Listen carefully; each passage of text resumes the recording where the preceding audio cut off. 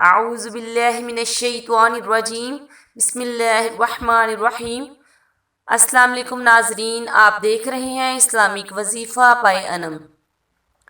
ناظرین، ویڈیو کا آغاز کریں گے درود پاک پڑھ کر۔ الصلاۃ والسلام علیک یا سیدی یا رسول اللہ وعلی آلک واصحابک یا سیدی یا حبیب اللہ۔ تو ناظرین، چلتے ہیں ہم اپنے آج کے وظیفہ کی طرف۔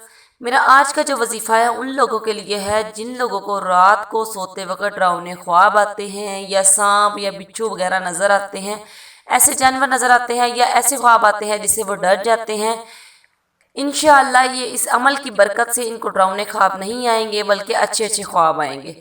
تو ناظرین، اس کے لیے آپ نے کیا کرنا ہے کہ اول درود پاک پڑھنا ہے رات کو سونے سے پہلے۔ اول آخر درود پاک پڑھ کر آپ نے درمیان میں اللہ پاک کا یہ اسم مبارک 21 مرتبہ پڑھنا ہے، اور وہ اسم مبارک یہ ہے یا متکبر۔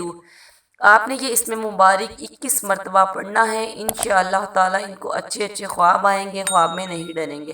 اوکے ناظرین، اپنا خیال رکھیے گا اور ہمارے چینل کو سبسکرائب کرنا بالکل مت بھولیے گا۔ اللہ حافظ۔